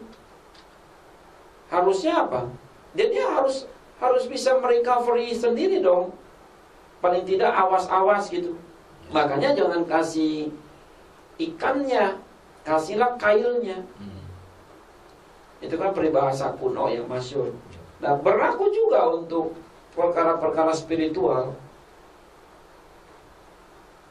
Karena sekuat apa kita menopang orang terus? Tidak begitu ajaran Alkitab. Lagi pula. Ya Pak Pendeta, tadi kan kita sudah banyak bicara tentang pribadi ya, individu. Sekarang bagaimana dengan fenomena-fenomena pelayanan masa kini, Pak Pendeta. Iya. Bukan hanya pribadi rupanya yang banyak diikat sehingga dia butuh dimerdekakan. Banyak juga umat Tuhan yang datang karena mereka melihat mungkin di rumahnya, Pak. Rumahnya perlu didoakan, misal. Tokonya, kantornya, mereka menganggap ini rumah dikuasai yang jahat nih. Ini harus didoakan supaya mereka. Apakah memang itu ada dasar Alkitabnya, Pak, sehingga gereja-gereja mau melayani yang begitu? Ya, memang ada satu ilustrasi atau perumpamaan atau ajaran Tuhan, tepatnya istilahnya apa ya, kita dapat simpulkan kemudian, bahwa kalau ada satu rumah ditinggal oleh roh jahat karena diusir dari rumah itu perkataan Tuhan, maka dia bisa membawa 7 roh jahat yang lebih jahat lagi dari dia, karena dia tidak suka, kenapa kamu mengusir aku, kan begitu. Nah, tentu rumah yang dimaksud di situ saya pahami adalah manusia. Tetapi apakah dapat kita katakan itu juga adalah satu ruang tertutup, atau satu ruang terbuka, atau satu lahan tertentu? Nah, saya adalah orang yang mengiyakan bahwa roh jahat itu memang butuh ruang. Butuh ruang. Roh jahat itu tidak senang kalau dia tidak memasuki sesuatu. Rasanya dia itu jadi luntang-lantung, dia nggak suka. Dan dia senangnya itu adalah memasuki yang bukan tempatnya. Nah, ini jeleknya roh jahat ini. Kupukul kau nanti roh jahat. Begitu loh. Jadi dia manusia mau dimasuki, apa mau dimasuki gitu. Dan di tempat-tempat yang dijagokan orang menjadi pusat perhatian, roh jahat itu lebih suka untuk datang di sana. Bukan justru tempat-tempat yang nggak diperhatiin orang. Karena apa ya? Roh jahat atau iblis ini senangnya itu dilihat, diperhatiin. Jadi kalau dia sudah bisa memprovokasi situasi, dia bangga tuh. Termasuk ya, saya lompat dulu. Kalau di dalam kebaktian ada orang manifestasi, lalu pembina rohani ataupun pendeta ataupun pengkhotbahnya atau pengurus gerejanya tidak lihai memahami kuasa kegelapan, punya cara kerja atau modus operandi, malah jadi dilayani terus orang itu sehingga kebaktian jadi kacau. Nah, inilah yang diminta oleh roh jahat. Dan kalau orang, istilah saya dia agak kasar, ilmunya masih cetek, tuh pendeta misalnya, oh dia senang tuh, dia lihat, wah ini, usir ya, ribut gitu kan. Padahal itu adalah jebakan. Yang benar apa? Siapkan konselor kan namanya, atau pendua siapa, atau pembina rohani lain, siap sedia bawa orang yang kerasukan atau bermanifestasi kuasa kegelapan ini ke ruang tertentu. Disitulah dia dilayani, didoakan sampai tuntas. Teorinya begitu kami diajari di sekolah Alkitab. Dan sekarang di sekolah Alkitab kita pun diajari seperti itu. Karena roh jahat itu adalah satu realita. Anda tidak bisa berkata tidak ada roh jahat, itu hanya fenomena, itu hanya ilusi, itu hanya halusinasi. Ilusi, halusinasi tersendiri, roh jahat tersendiri. Apakah juga roh jahat bisa masuk lewat ilusi, lewat halusinasi? Bisa. Jangan katakan tidak ada roh jahat. Roh jahat itu ada. Dan kita harus tegas berkata, dia banyak jumlahnya, berlaksa-laksa. Kalau saya sih tetap memahami apa yang diajarkan guru saya, 1/3 dari seluruh jumlah malaikat adalah roh jahat yang jatuh ke dalam dosa. Berdasarkan tadi tafsiran yang saya ingatkan dalam Yesaya pasal 14 dan Yeskiel pasal 28, ditambah dengan kitab Daniel dan juga kitab Wahyu. Jadi roh jahat itu banyak di mana-mana dia. Dan ada roh jahat namanya roh jahat wilayah. Nah, yang menguasai benua, yang menguasai negara-negara, sehingga dia menjadi satu kerajaan. Nah, rajanya si setan itu adalah iblis, setan tua disebut. Mengapa dia disebut setan tua? Karena hitungannya dari Taman Eden. Dan iblis itu, dia saking sudah menang di Taman Eden, dia merasa di atas angin. Jadi kayak kita ini dianggap kurcaci oleh dia. Wah, kamu apa? Poltak ebesi barani. Adam dan Hawa aja aku lumat, apalagi kau orang kecil kau. Begitu. Makanya kita ini aman kalau ditopang oleh Tuhan. Tidak bisa kita jalan sendiri dalam hidup ini. Minimal ada isengin kita loh. Ada namanya roh jahat iseng, ada setan keliling yang suka ngegoda. Ada setan yang suka ngeganggu orang, yang rame-rame gitu, satu komplotan. Makanya ada orang kesurupan massal. Kesurupan massal, itu dia. Sehingga apa? Banyak begitu kan? Itu bukan satu roh jahat. Dan dia bisa ketepa juga gitu. Makanya kita harus selalu berkata apa? Tutup bungkus oleh kuasa darah Yesus. Biar Roh Kudus berkuasa atas saya. Tutup bungkus rumah tangga saya, khususnya orang-orangnya ya. Nah, apakah mungkin ada roh jahat di rumah pendeta? Mungkin. Apakah mungkin ada roh jahat di gereja? Mungkin. Tapi meskipun mungkin, dia tidak boleh berkuasa atas kita. Sama seperti gambaran begini, ini gambaran saja ya. Apakah Anda bisa larang burung terbang di atas kepala Anda? Tidak. Karena itu bukan domain Anda. Betul? Betul? Burung itu bebas berterbangan manapun. Tapi kalau dia hinggap di kepala Anda, barulah Anda punya wewenang. Kenapa kau hinggap di kepala aku? Pergi kau. Betul kan? Terus kalau ada, maaf cakap nih, tai burung Anda lihat, tiba-tiba kita ke atas, berbarengan dengan itu kita lihat ada tai burung mau jatuh. Anda bisa Anda hindari? Bisa tidak bisa hindari sebisa mungkin. Karena itu adalah kemampuan kita. Apalagi kalau burung itu bersarang di kepala kita, mentang-mentang kepala kita indah misalnya, lalu dia bersarang itu, lalu kita biarkan, ya salahmu sendiri. Dapat berkat, Pak. Dapat berkat. Nah, terus satu lagi tadi soal apakah roh jahat bisa masuk rumah kita? Bisa.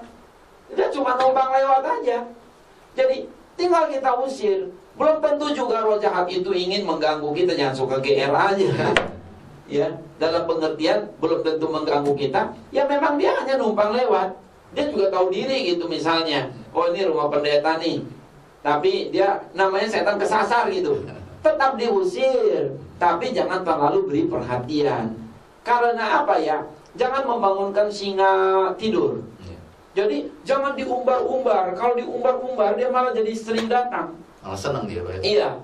Jadi ada batasannya kita bicara soal kuasa kegelapan. Lebih seringlah bicara soal kuasa terang. Kita harus lebih sering bicarakan Tuhan daripada hantu. Karena Tuhan tuh gak geeran. Setan hantu tuh geeran, Pak. Nah, mengapa kita bahas ini? Justru supaya proporsional. Jangan diabaikan, jangan juga jadi dilebay-lebaykan gitu. Proporsional. Jadi kita lebih fokus bukan pada setannya, tetapi pada orang. Pada orang. Orangnya kita selamatkan. Kita ingatkan dia. Karena dia yang terikat, dia yang harus dibebaskan. Peperangan kita bukan melawan roh jahat. Peperangan kita bukan melawan darah dan daging, tapi melawan roh jahat. Dan kembali ya, keterikatan itu banyak ya. Keterikatan itu banyak. Ini yang harus kita urai kemudian lebih apalagi lebih dalam dan lebih spesifik lagi. Ya, terima kasih masih bersama kami sebuah prestasi dan pemirsa Babel TV yang dikenan Tuhan di acara Understanding More, persembahan dari STT Lintas Budaya bekerjasama dengan GKRI Jemaat Jakarta Breakthrough Community yang digembalakan Bapak Pendeta Dr. Poltak IP Sibarani. Sebuah prestasi dan pemirsa Babel TV, sebelum kita lanjut tentang perbincangan kita mengenai kemerdekaan yang dikerjakan oleh Roh Allah, ada informasi penting yang mau kami tambahkan mengenai Babel Learning Forum yang akan dilaksanakan di kampus STT Lintas Budaya bulan ini, Senin 6 Juli jam 18 sampai 21, jam 6 sore sampai jam 9 malam. Topiknya adalah LGBT. LGBT itu singkatan dari lesbian, gay, biseksual, dan transgender. Salah di mana? Topik ini akan kita perbincangkan juga. Kita harapkan ada solusi yang ditawarkan sekiranya kita rupanya umat Tuhan hari ini menghadapi hal-hal yang demikian. Atau ingin tahu ya, kita pengen tahu. Silahkan ibu-ibu, bapak ibu pendeta, hamba Tuhan, guru-guru sekolah minggu, pengurus di ibadah pemuda remaja, bergabung dengan kami, hubungi kami di 0816 711 202 atau di 021 4584 5975. Jangan lupa adalah hari Senin 6 Juli jam 18 sampai 21. Narasumbernya adalah Bapak Pendeta Dr. Koltak YP Sibarani. Begitu Pak. Ya. Iya. Barangkali sedikit juga kita mau beritahu ya, apa sih pentingnya LGBT ini? Iya Pak, silakan Pak. Ya. Tadi kan L itu lesbian, Lesbian. G itu adalah gay, B itu adalah biseksual, T itu adalah transgender. Sekarang lagi Betul. marak sekali. Tampaknya ini satu bukan fenomena lagi, tapi satu realitas sosial yang akan terus membahana bagaikan bola salju. Semua wilayah, semua negara dilindas. Ini adalah satu pergerakan yang saya yakin ada kuasa-kuasa kegelapan juga di dalamnya. Maka perlu kita bicarakan ini supaya kita bisa mengantisipasi, jangan sampai kita terkena dampaknya. Apalagi ya, jauh-jauh lah kalau sampai anggota keluarga kita kena. Tapi kalau anggota keluarga kita sudah kena atau ada gejala-gejala, ini juga harus kita bicarakan, doakan supaya ada jalan keluar. Memang belum tentu mudah kita melakukannya, tetapi jangan karena merasa sulit lalu sama sekali tidak diurus. Karena apa? Tuhan tuh mau supaya kita itu benar gitu. Nah, maka LGBT salah di mana? Saya tidak bicara soal salah siapa, tapi saya lebih bicara salah di mana. Jadi pada fase-fase kehidupan manusia itulah yang harus kita urai. Jangan-jangan pada waktu itu, pada waktu ini, di saat itu, di saat ini orang itu kena. Lalu kita harus bagaimana melakukan perbaikan atau recovery. Apa yang harus dilakukan? Ini penting. Tidak usah harus kita yang mengalami dulu, tetapi kan namanya kita melayani. Sebanyak mungkin kita coba perbincangkan, karena juga kan belum tentu ini diperbincangkan di seluruh komunitas Kristen. Ini kan satu isu yang yang tidak ringan. LGBT. Apa dasarnya kita bicara adalah pakai firman. Ingat, saya bukan psikolog, saya bukan ahli hukum, saya bukan dokter, saya juga bukan paranormal, tapi saya hanyalah seorang pendeta biasa yang kita akan coba kupas dengan kebenaran firman, tetapi tidak akan rugi, karena kita juga akan melihat dari sisi historinya. Seperti itu. Apa yang membuat LGBT ini makin marah? Dan ini harus kita bahas. Apalagi kita STT Lintas Budaya, satu institusi pendidikan tinggi teologi, kita mau berkiprah juga, meskipun hanya secuil kiprah kita, tetapi kiranya itu bisa menambah atau ditambah dengan adanya kiprah-kiprah saudara-saudara kita yang lain. Seperti itu. Jadi hari Senin 6 Juli jam 6 sore sampai jam 9 sore. 9 malam. Ya, ada 9 sore ya. 9 malam ya. Gitu ya. Nah, oke. Seputar itu. Ya, jadi daftarnya di mana, Pak? Daftarnya silakan hubungi kami di nomor telepon 0816 711 202 atau di 021 4584 5975. Itu adalah nomor telepon di kampus STT Lintas Budaya. Oke. Baik, kita kembali ke perbincangan kita Pak Pendeta ya, mengenai kemerdekaan yang dikerjakan oleh Roh Allah. Tadi kita sedang berbincang-bincang tentang roh jahat Pak, hubungannya dengan roh jahat. Sebelum kita masuk lebih dalam, lebih detail ke pembahasan tentang kemerdekaan yang dikerjakan Roh Allah. Nampaknya tadi ada pertanyaan dari Pak Edi Sendi. Silakan Pak. Silakan Pak. Ya, terima kasih Pak Tutum. Pak, apakah mungkin terjadi peperangan antara roh jahat dengan roh jahat, Pak? Karena pengalaman saya dulu, Pak, waktu saya masih belum bertumbuh di dalam Tuhan, belum menerima Tuhan secara benar, saya pernah menyaksikan Pak, melihat Pak, dan mendengar bahwa dukun A itu ngadu Pak sama dukun B, karena kliennya yang dukun B dan dukun A ini musuh, sehingga terjadi Pak, saling serang begitu Pak, sehingga mengakibatkan akhirnya salah satu pihak itu kalah Pak. Apakah benar Pak seperti itu Pak? Terima kasih. Apakah benar? Apakah benar ada dukun A dengan dukun B, peramal A dengan peramal B bisa perang? Ada. Tetapi ingat, bukan roh jahat yang perang, orangnya yang mau diadu domba. Memang itu maunya iblis. Tuhan Yesus berkata, roh jahat tidak akan perang dengan roh jahat lainnya, karena mereka adalah satu komplotan.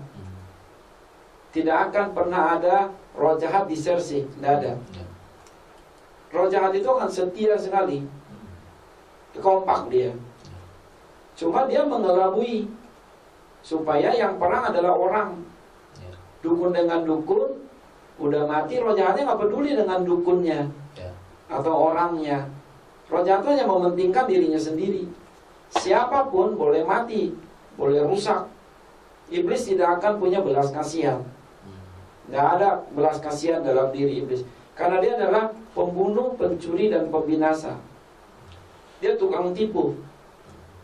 Ilmu sihir dari iblis, hipnotis untuk merusak dari iblis. Semua yang jahat dari si jahat, semua yang baik dari roh yang baik dari Tuhan. Jadi kalau ada dukun katanya perang dengan dukun lain, atau satu dukun tertentu katanya bisa ditahan oleh dukun yang lebih tinggi ilmunya, ya itu sebenarnya adalah kamuflase, konspirasi kuasa kegelapan. Pura-pura dia perang, nggak taunya mengorbankan orang. Jadi tidak akan pernah ada peperangan iblis melawan iblis, roh jahat melawan roh jahat, nggak ada. Yang justru dia pakai adalah orang-orang mengatasnamakan siapapun dia rela.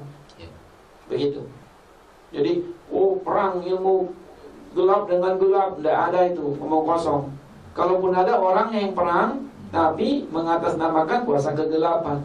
Padahal tanpa sadar, sekali lagi, roh jahat yang memakai mereka untuk supaya mereka hancur dan menghancurkan yang lain.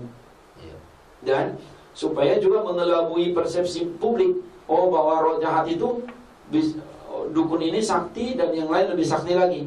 Padahal sebenarnya itu semua daya tarik supaya tetap menyembah kepada kuasa kegelapan. Omong kosong tuh, tipuan itu. Pak, bagaimana dengan ini Pak?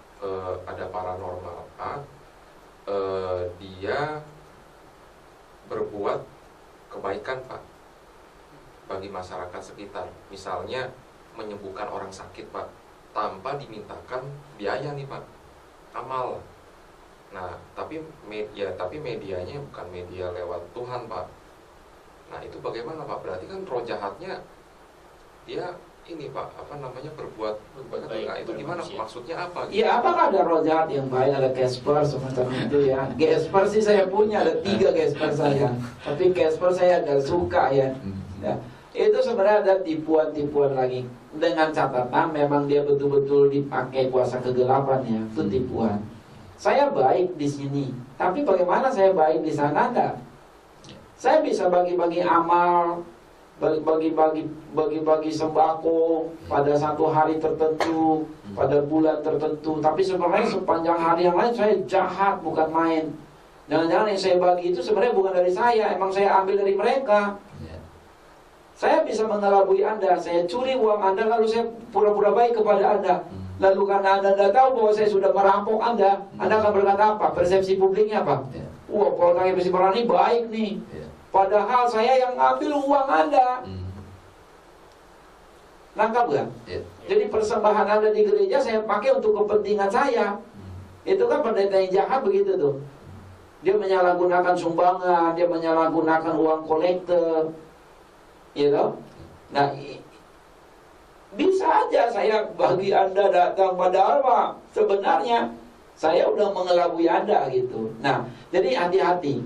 Demikian pula kalau ada yang Anda katakan dukun atau paranormal, maafkan saya. Saya adalah orang yang secara spesifik, secara pribadi memahami bahwa paranormal yang sifatnya mistik, apalagi ada sesembahannya, ada ritualnya, dukun apalagi, saya adalah orang yang dengan tegas berkata bukan dari Tuhan.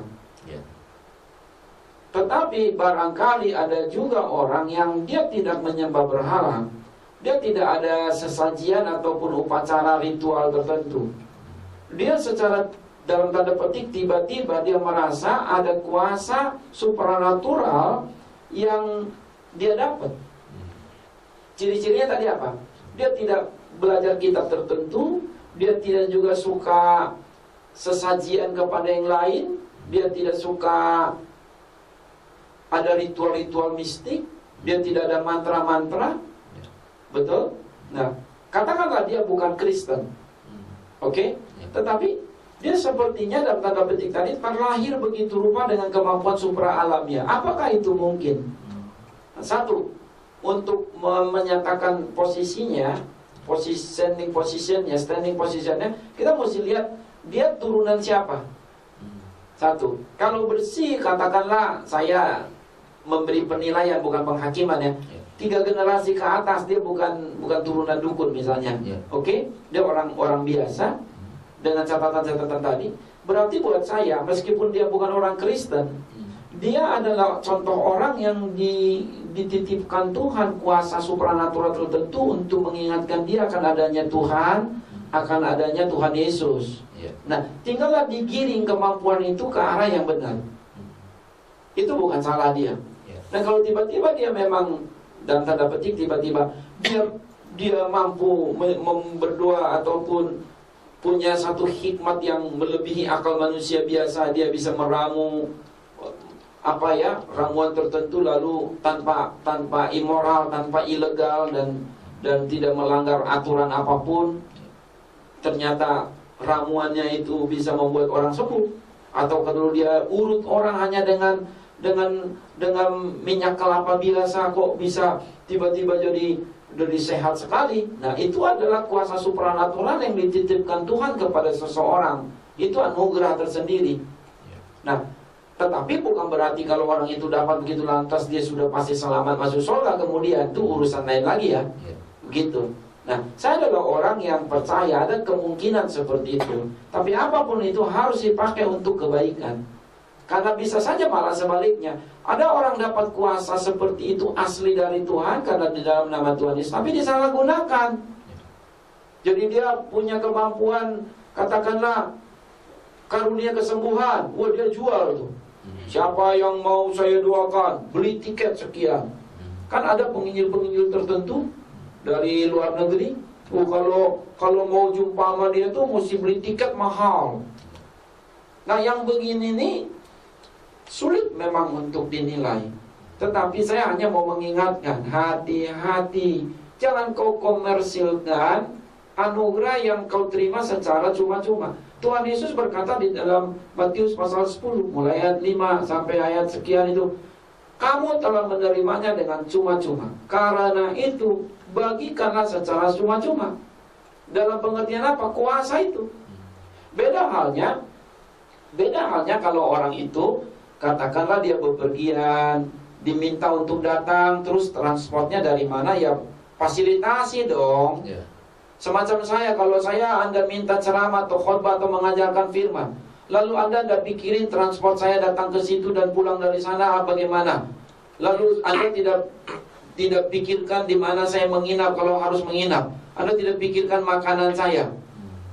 Ya tidak bisa. Nabi dalam perjanjian lama pun itu mesti disantuni. Mengapa para imam Lewi itu tidak boleh kerja yang lain? Karena mereka mendapat perpuluhan. Jadi jangan berlindung juga di balik, oh kamu kan pendeta hamba Tuhan, kenapa mesti dikasih transport? Ya kau jangan undang aku. Bagaimana cara aku datang ke sana kalau aku tidak ada transportnya? Ya jemputlah aku. Karena kalau tidak bisa jemput, ya kau pakailah milik publik, bayarlah tiketku. Kan begitu. Enak aja kau mau enaknya aja. Tidak bisa. Tuhan Yesus Kristus dengan rombongannya, Anda pikir dari mana dana pelayanannya? Menurut Lukas pasal 8 ayat 1 sampai 3, itu ada donatur. Termasuk Maria Magdalena itu ada donatur untuk pelayanan Kristus dan murid-muridnya. Siapa itu? Maria, Marta dan Lazarus di Betania atau di Betani. Itu adalah donatur-donatur Kristus. Dari mana dana Kristus pakai untuk pelayanan? Makanya ada bendahara itu Sakeus. Dan waktu itu tidak ada kolektor semacam kita ya. Ada orang-orang yang mau menyantuni, membantu. Jadi pelayanan itu perlu uang memang. Tetapi maksud saya, jangan diperjualbelikan anugerah itu. Jangan diperjualbelikan khotbah itu. Jangan. Ya kalau kaset khotbah kau harus bayar biaya editingnya ataupun kasetnya, itu kan memang itu benda ya kau harus bayar. Enak aja kau ambil gratis. Lalu siapa yang mau bayar kasetnya? Itu kan dibeli dari pabrik. Alkitab pun dibeli dari pabrik, kan begitu. Tetapi bukannya diperjualbelikan secara komersil firman-Nya, bukan. Jadi hati-hati kita. Berilah dengan cuma-cuma karena kamu sudah dapat dengan cuma-cuma. Begitu. Pak, kembali yang ke arah kemerdekaan nih Pak. Iya. Bagaimana caranya Roh Allah bekerja Pak untuk memerdekakan nih Pak gereja setan Pak, terutama oleh manusia yang sudah terikat oleh setan tua Pak. Punya ikatan darah gitu Pak, perjanjian darah. Oke. Begini ya, gereja setan tuh nggak ada. Yang ada adalah komunitas yang kesetanan. Gereja itu kudus istilahnya, eklesia, kahal kata Ibrani-nya. Itu kumpulan dari orang yang beribadah pada Yesus, pada Tuhan, yang sudah dilepaskan dari kegelapan, berada dalam terang Kristus. Nggak cocok istilah gereja setan, enak aja. Nggak boleh. Jangankan gereja setan, sesuatu komunitas yang Kristiani pun belum tentu itu gereja. Nggak bisa. Ada ciri-ciri gereja, bapak-bapak, saudara-saudaraku, ibu-ibu, kawan-kawan. Nggak bisa sembarangan satu komunitas itu gereja disebut, apalagi gereja setan. Nggak ada gereja setan. Yang ada komunitas orang-orang yang kesetanan. Apakah mereka perlu dilepaskan? Perlu, itu perlu. Dengan apa? Doa. Tetapi jangan juga kita jadi gegabah. Jangan juga masuk ke dalam katanya supaya doain dari dalam. Jangan. Malah kita nanti kena. Kalau sudah ada komunitas seperti itu, jangan. Jangan suka terikut-ikut pada mereka. Jangan. Nanti kita ada jadi tertransfer. Dengan segala pengertiannya ya, transfer itu. Jangan kita jadi ikut-ikutan. Tetapi harus didoakan. Makanya kita doa peperangan spiritual tiap hari, bahkan tiap saat. Dan mesti kita tidak kerja ya, tapi kita bisa sisipkan doa-doa kita supaya ada perdamaian dunia. Ikatan itu banyak. Pada sesi atau edisi, maksud saya, pada edisi berikutnya kita akan coba lihat betapa ikatan-ikatan dunia ini banyak sekali. Ada orang diikat oleh senjata, kemana-mana mau perang aja nembak orang. Ada orang yang sudah dikuasai oleh setan bunuh diri, bahkan pakai bom bunuh diri. Kalau bukan setan, nggak ada yang bisa membuat orang bisa pakai bom bunuh diri. Nggak ada Pak. So dia bukan pakai akal sehat lagi itu bom bunuh diri itu. Itu sudah kuasa kegelapan, mau menghancurkan umat manusia. Tapi setan juga bisa bekerja lewat ekonomi, politik, rekreasi, bisa. Coba lihat negara-negara tertentu yang pemimpinnya adalah sangat otoriter, tidak ada kebebasan, seperti layaknya Firaun di dalam kitab Keluaran. Bangsa Israel diperbudak 400 tahun. Di dunia ini sekarang, hari gini kata Ramos, anak kami, hari gini masih gitu. Iya. Saya tidak sebut negaranya ya, supaya Anda jangan merasa saya menghakimi. Tapi lihat, ada ada beberapa tempat di dunia ini yang betul-betul ya, kalau dalam sejarah ada Hitler, lebih kuno lagi Firaun, orang-orang yang sadis. Pasti dia dipakai kuasa kegelapan, sadar tidak sadar. Boleh dia kelihatannya peradabannya tinggi, teknologinya canggih. Oh, setan itu melintas. Dia tidak peduli soal teknologi, dan dia bisa masuk lewat teknologi.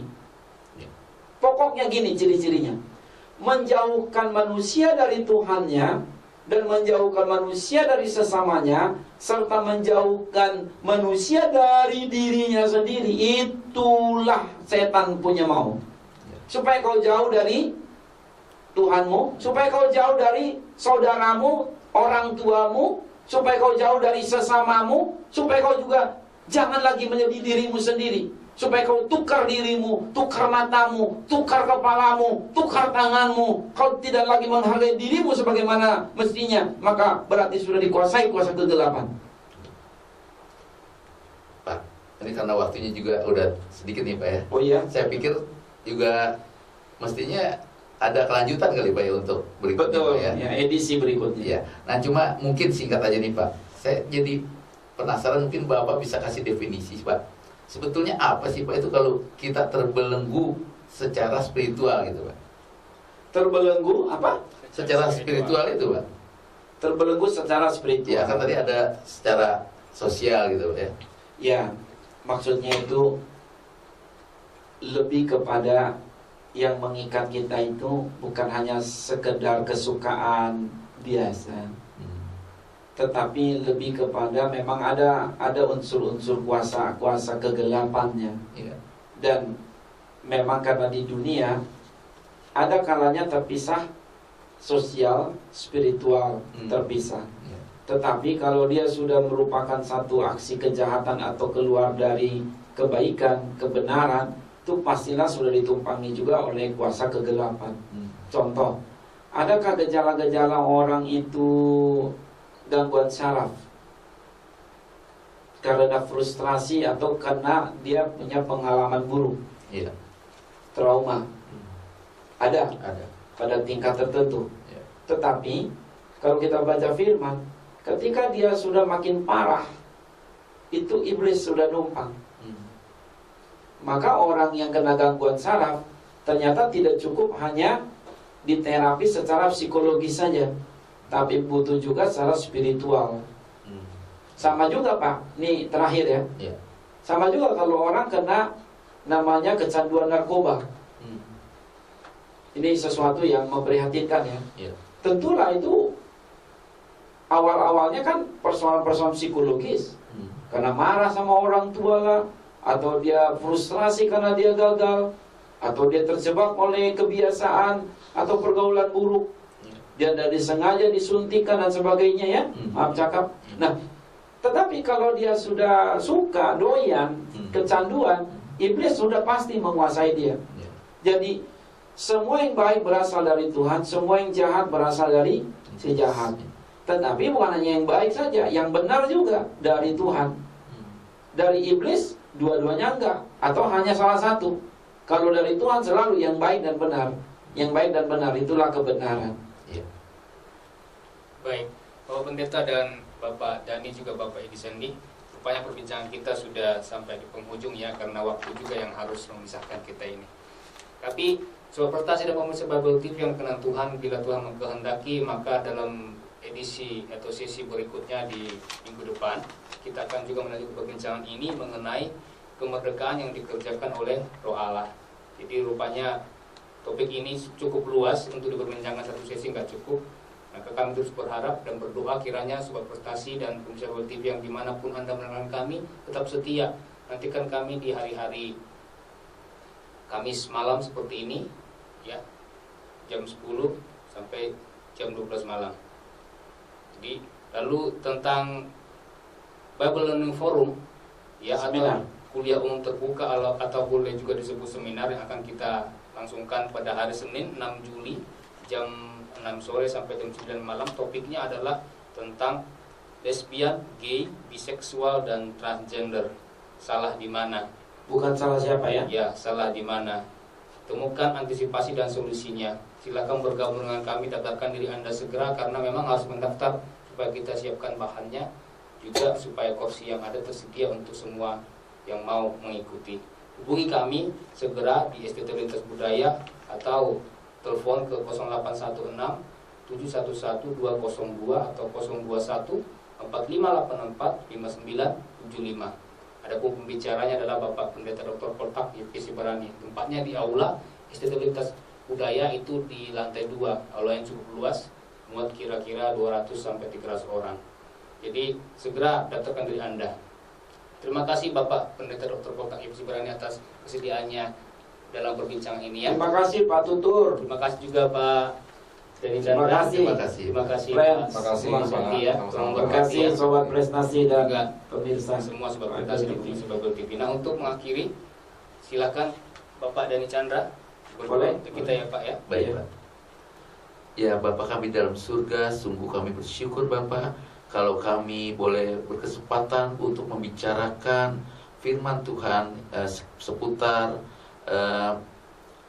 bagaimana Roh Allah memerdekakan atau melepaskan kita dari belenggu yang mengikat kita. Biarlah kiranya perbincangan kami ini Bapak boleh juga memberkati akan semua pemirsa dan Sobat Prestasi. Biarlah kiranya Bapak kami boleh memperbincangkannya lagi minggu depan, dan biar dengan kehendak Tuhan kami boleh ada di sini kembali. Biarlah kiranya semua ini kami serahkan semua untuk kemuliaan nama Tuhan. Dalam nama Tuhan Yesus Kristus kami berdoa mengucap syukur. Amin. Amin. Baik Sobat Prestasi dan pemirsa Sobat TV, demikianlah acara Understanding More hari ini. Kami terus berharap Anda semua bersedia menerangi kami dalam kesempatan berikutnya. Tetap semangat dalam Tuhan Yesus. Tuhan Yesus memberkati. Yes.